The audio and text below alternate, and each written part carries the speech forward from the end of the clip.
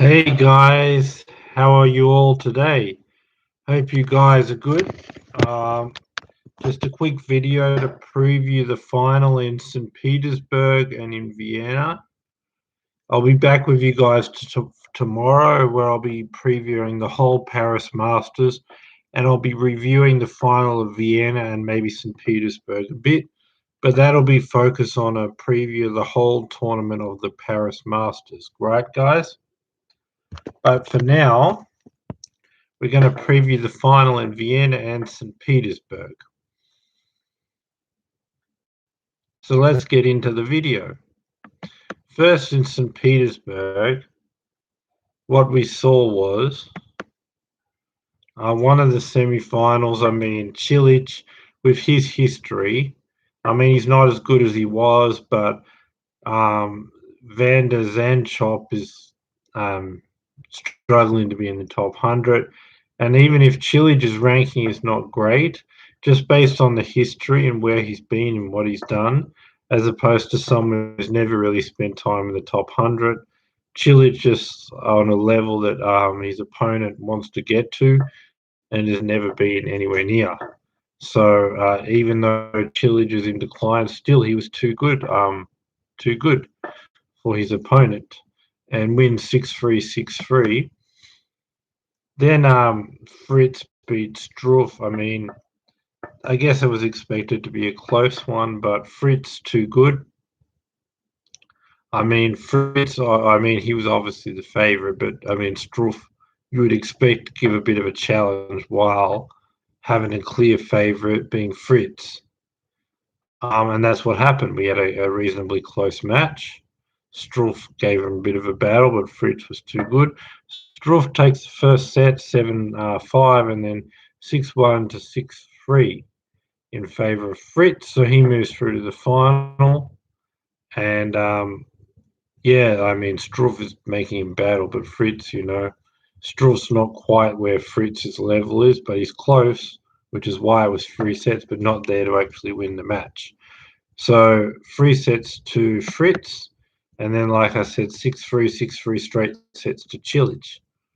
Now, my preview on this St. Petersburg final is, I mean, I think that the level that Fritz and Cilic is a very, very similar level.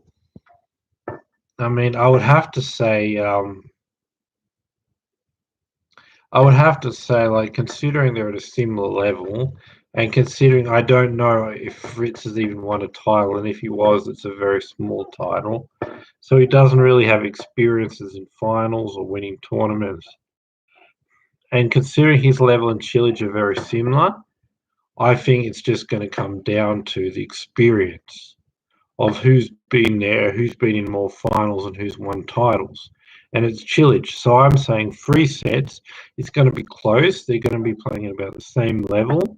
And in those kind of situations where you can't separate the two players, they're playing on the same sort of level. It just comes down to the pressure and who wins the big points. And I say with the experience of a final, with the experience of many final and tournament wins for Cilic, that will get him over the edge where he'll be the better player on the big points. And because, like I said, there's no advantage there. They're quite equal, right?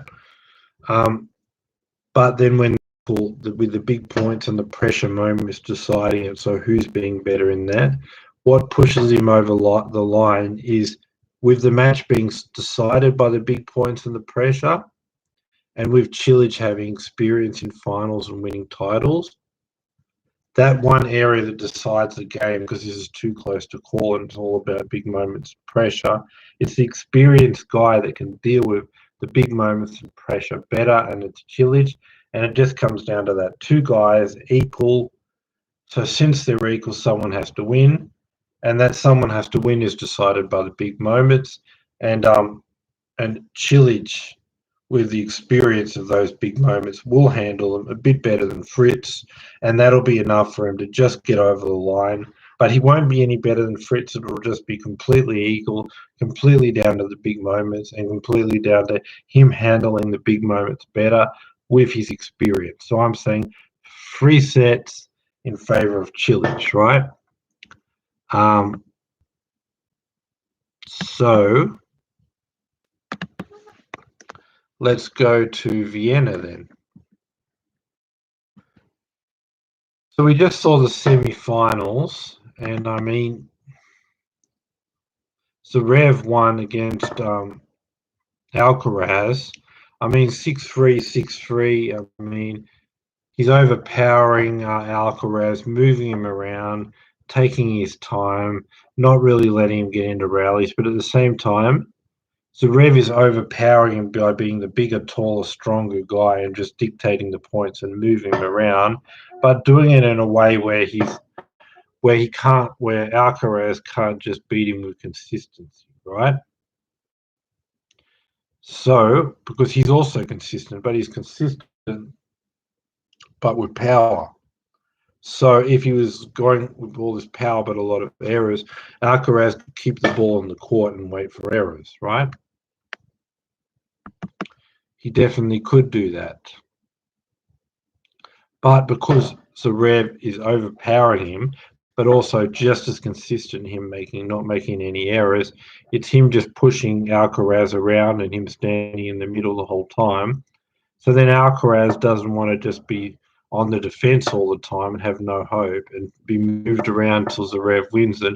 So then that causes him to say, I can't play my normal rally game. I've got to go for it from the start of the rally and hit a winner right away. Well, that's creating all this pressure and all this errors. So it goes between him saying, I won't let Zverev boss me around. I'm going to go for it, take too many risks and get errors, or say, now I'm making errors. I can't do that. I've got to play it safe. But then it goes back into the pattern of Zverev pushing him around. And that's what happened in this match. It was just a matter of Zverev pushing him around most of the time, and then when Alcaraz said he didn't want to be pushed around, going for a risky shot too early in the point, then unforced errors, and Zverev profited from that. But with Zverev controlling the points and some errors from Alcaraz, 6-3, 6-3 for Zverev. The other semi-final featured Tiafoe and Sinner. I mean, I just felt like Tiafoe didn't start that well, was a bit up and down. I mean, sort of average. But Sinner played quite good, I would say, in the first set. Then the match gets turned around because Sinner just gets nervous and falls apart and feels the pressure and all of this. And then Tiafoe gets hot. And then suddenly the momentum starts to go for Tiafoe. He gets more and more confident and more fired up, and then his level increases and increases. And then Sinner's think he's had a chance to win the match. I don't think it was quite match point, but he was sort of close, serving it out. And then just thinking, well, I was a couple of points away, maybe match point, and I almost won, and then now I'm behind. And just feeling that pressure of it just slipping away and getting worse, and I was there, and now it's equal, and then now I'm behind, and it's getting worse and worse. He's collapsing under that pressure, whereas Tiafoe thought, I was out of this, now I'm even, now I've got a chance to win. So Tiafoe gets more and more confident, more and more pumped up, more and more momentum. Whereas the more it goes against Sinner, he gets more pressure, more nerves. So you see Sinner falling apart, whole lot of errors, not getting composure, while at the other side of it, Tiafoe catching fire.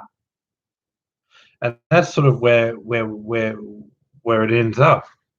Tiafoe getting better and better, confident and more confident, and Sinner just falling apart as we go until eventually Tiafoe comes back after losing the first set and wins this in 3 sets. So now here in the Vienna final, we've got Zverev and Tiafoe, right? So what I would say about this match is like Tiafoe is good.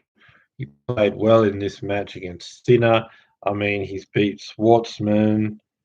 I mean, he's beat Tsitsipas. Like, he's played well. But I think Zverev in this semi-final looked really good, and I just think that maybe on an off day, like someone like Tsitsipas, which he did, or Zverev, he could win on an off day. But I just see this won't be an off day. What I see is I just see like Zverev is at an extreme high level, and at the moment, unless you're a Nadal or Djokovic, Medvedev, maybe Thiem at his best, that's what you've got to beat him, because he's been playing great since about the Olympics, and it's an extreme high level. I think TFO's got it if he's having an off day or a Tsitsipas off day, but not at his absolute best level where you've got to be a sort of a Djokovic, Nadal, Federer, Medvedev, something like that. This kind of level TFO can't get to. TFO can go close to him and hope he's a bit off, but I don't think he'll be off. I think he'll be on fire and playing well, and TFO playing this close level. So if you're a bit off, I can get you. Then Zverev not giving him that and being completely on the whole time. But then TFO is playing well too. But the levels Zverev is playing right now, it's too good for TFO to even get a set. But because TFO is playing well, I'll say it'll be straight sets to Zverev, but two very close sets, like a 7-6, 6-4. And the whole time Zverev's going to be playing in his best, but TFO is also going to be playing well and pushing him to the limit. If he would just be off for a little bit, he'd get a set. But Zverev won't be off. So TFO will be pushing him. Zverev would just be at that level, just a little too good. And then that'll be it. TFO will be close. He could get him if he's a bit off, but he won't be off. So Zverev will be able to hold him off and win straight sets and two close sets with TFO that little bit behind him. If he's a little bit off, he can get one of the sets. But then Zverev keeping and maintaining that high level and not being that little bit off and being that little bit too good in both sets and winning in straight sets. But with TFO pushing him all the way and Zverev being a little bit better, and that's happening in both of the sets. So straight sets to Zverev, but two very close sets. That's what I'm saying for today. So I'm saying Zverev is going to get the win in Vienna, and Cilic is going to get the win in St. Petersburg. Cilic will win in 3 sets over Fritz, and then over in Vienna, what we'll see is straight sets for Zverev over TFO, but two very, very close sets with Zverev, only because he's at his best, being that little bit too good for TFO in both of the two sets, which will both be close. Even though they're close sets, it's still two close sets and straight sets for Zverev. That's my video for today. Subscribe, bell notification, thumbs up. Have a great day, night, wherever you are in the world, and come back here for tomorrow for my preview of the Paris Masters. I'll also preview these matches that I've spoke about on the video. So I'll be previewing them. Sorry, I'll be reviewing these matches, and I'll be previewing the Paris Masters. So come back tomorrow, guys. Thanks for subscribing, or it could be the next day at the latest. Yeah, but be back for these videos, guys. Subscribe, bell notification, thumbs up. Thanks for being with me. Bye for now. Remember, subscribe, bell notification, thumbs up. Thanks for being with me, guys. Bye for now. See you tomorrow or the next day for my next video. See you guys. Bye for now.